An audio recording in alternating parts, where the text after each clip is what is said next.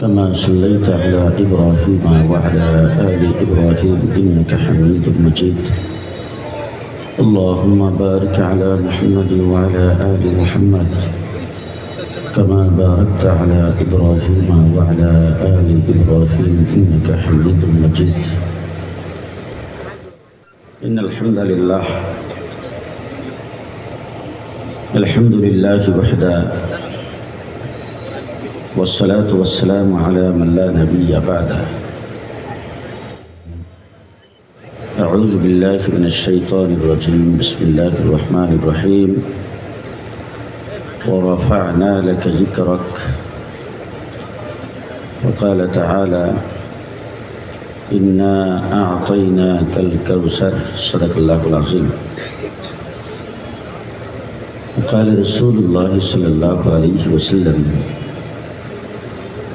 لا يؤمن أحدكم حتى أكون أحب إليه من والده وولده والناس أجمعين. وقال عليه الصلاة والسلام: من يرد الله به خيرا يفقهه في الدين، أو كما قال عليه الصلاة والسلام. বুজুর্গান মুহতারাম, হযরত উলামায়ে কেরাম, সমবেত বেরাদরান ইসলাম, আপনাদের এই রাস্তায় খুব ভীষণ যানজট। এই যানজটের কারণটা কি কারণ বলতে পারে? কারণ হলো মানুষ বেশি। হ্যাঁ, কম মানুষ, এই জন্য যান। যারা আমার সামনে বসছেন সবাই জিন্দা তো? মুর্দা কেউ নাই তো? যারা সামনে বসা আছেন তারা সবাই কি মুসলমান? যে 3 নম্বর, সবাই পুরুষ না? মায়া লোক কেউ নাই তো?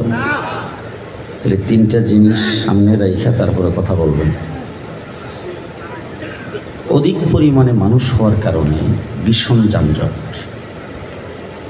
রাত্রে 12টা 1টার পরে আসবেন, দেখবেন একদম খালি। তখন মানুষজন সব ঘুমের ঘরে চলে যায়, এই জন্য গাড়িও নাই, মানুষও নাই।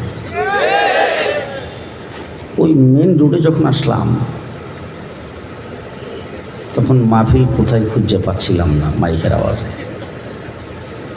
মেন রোডে যে সমস্ত লোকজন আছে তারা গাড়ি দেখেই বুঝে ফেলছে যে মাহফিলে যাবে। হাতের ইশারার দ্বারা আমি বুঝেছি ওই মেন রোডে যারা আছে তারাও মাহফিলের খবর জানে। কে বলেন? এই যে মাইকের আওয়াজ হচ্ছে, লোকজন যে যাইতেছে, এই দিক দিয়ে আসা যাওয়া করতেছে, দোকানপাটে মানুষ আছে, বিভিন্ন জায়গায় লোকজন ঘোরাফেরা করতেছেন, মাহফিলের খবর জানে না? যে জানার পরও মানুষগুলি কি মাহফিলে আসতে পারছে? আপনারা আসলেন কেমনে? এখন যেখানে বসেছেন এই জায়গাটা জান্নাতের বাগান। বাংলাদেশের বঙ্গভবন দামি, গণভবন দামি, সচিবালয় দামি, সংসদ ভবন দামি। ইচ্ছা করলে যাইতে পারবেন? নাকি ওখান থেকে আলাদা কার্ড লাগবে? হ্যাঁ, দামি জায়গায় যাইতে আলাদা কার্ড লাগে। আল্লাহ যাদেরকে কার্ড দিয়েছে জান্নাতের বাগানের, তারাই আসতে পেরেছে।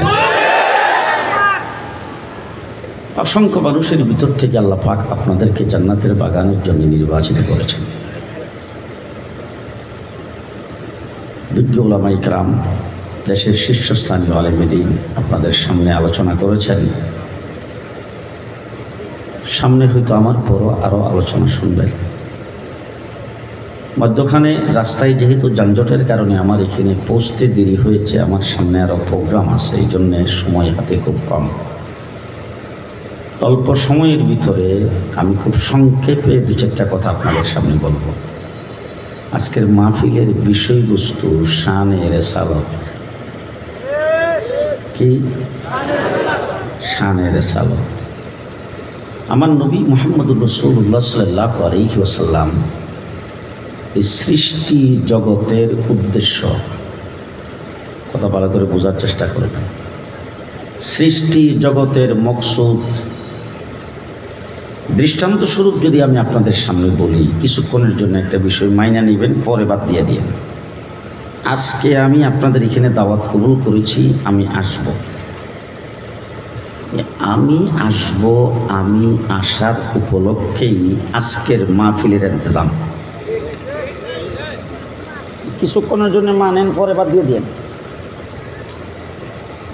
আমি আপনাদের এখানে দাওয়াত রেখেছি, আমি আসব, আমার আশা উপলক্ষে আমি আসব, এই মকসুদেই আজকের মাহফিলের ইন্তজাম। মানে নাই গো যে এখন আপনাদেরকে জিজ্ঞেস করতে চাই, আমি আগে আসছি না প্যান্ডেল আগে? ও, আমি আসার পরে তো বোধহয় মাইকটা লাগাইছেন। মাইকও আগে, লাইটগুলি তো আমি আসার পরে লাগাইছেন, লাইটও আগে। খুব ভালো করে বুঝেন, আমি কিন্তু এই মাহফিলের মূল উদ্দেশ্য, মূল মকসুদ, আমি আসছি পরে প্যান্ডেল করেছেন আগে, আমি আসছি পরে লাইট লাগাইছেন আগে, আমি আসছি পরে স্টেজ করেছেন আগে। ঠিক তেমনি করে সৃষ্টি জগতের কুল, কায়নাতের কুল, সৃষ্টি জগতের মকসুদ হলো আমার নবী মুহাম্মদুর রাসূলুল্লাহ সাল্লাল্লাহু আলাইহি ওয়াসাল্লাম। নবী মুহাম্মদ পৃথিবীতে আসছেন পরে, আল্লাহ পাক আসমান জমিন তৈরি করেছেন আগে।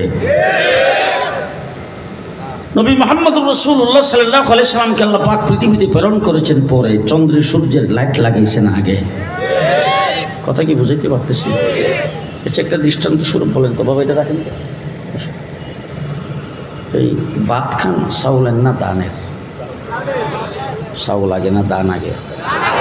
হ্যাঁ, দান আগে। এবার দেখেন তো চাউলটা কিভাবে আসে। চাউল হলো মূল উদ্দেশ্য। এবার সর্বপ্রথম দেখছি ফানি দিয়া দান্ডারি বিজায় আমাদের দেশে বলে ফাতি, খোলই, এটার মধ্যে চাপ দিয়া রাখে, রাখার পরে 2-3 দিন পরে বের হয়ে গেরা বের হইলে খিচুড়ি পাক করে খায়। যে গেরা যে বের করছে উদ্দেশ্য হলো চাউল। উদ্দেশ্য কি? চাউল। এটা নিয়ে কাদা মাটির মধ্যে ফালাইছে, এটারে বলে জ্বালা, উদ্দেশ্য হইল চাউল। জ্বালাটা একটু বড় হওয়ার পরে ক্ষেতের মধ্যে নিয়ে লাইন ধরে লাগাইছে, উদ্দেশ্য হইল চাউল। এরপরে সার দিছে, গোবর দিছে, পানি দিছে, হুইটার দিছে, আগাছা পরিষ্কার করছে, উদ্দেশ্য হইল চাউল। ধান গাছটা বড় হইয়া ধানের শীষ ধরছে, উদ্দেশ্য কিন্তু চাউল। ধান গাছটা ক্ষেতের মধ্যে পাকছে, উদ্দেশ্য হইল চাউল।